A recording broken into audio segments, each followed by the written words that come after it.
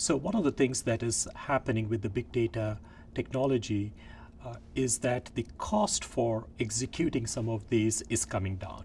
It's coming down obviously because of the computing power is cheaper, the data storage is cheaper. All that is definitely happening. The storage costs, the processing costs are all coming down. Along with them, the software costs are coming down as well. Well, I think what enables this kind of new ways of doing business is really that we have fundamentally new technologies that have come down in price so much that it now becomes feasible to use them.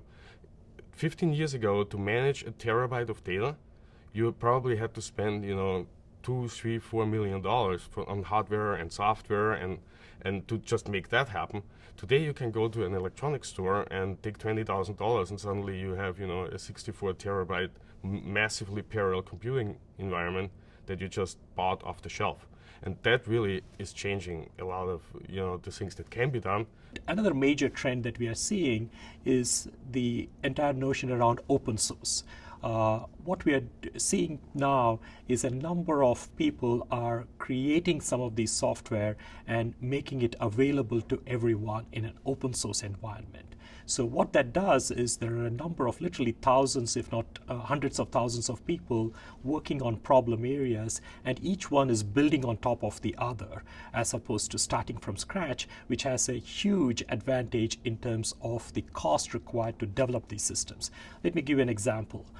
10 years back, if you had to process a text, let's say it's a PDF document which gives it's a report, if I had to analyze that in a natural language and understand what that report means, I had to go and build a parser in whatever my favorite language, need to understand the complete grammatical structure of English to be able to write that code and extract a typical grammatical parse tree and then try and do the analysis on it.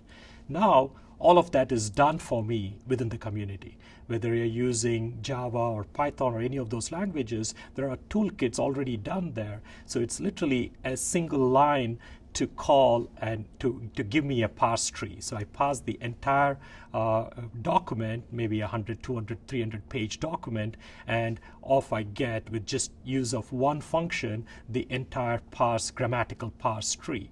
And that is the kind of uplift in productivity that you see. So now I can start analyzing what I get from that and start using it to solve my problem, as opposed to getting bogged down in English grammar and trying to write an algorithm to extract the adjectives and verbs from the English sentence.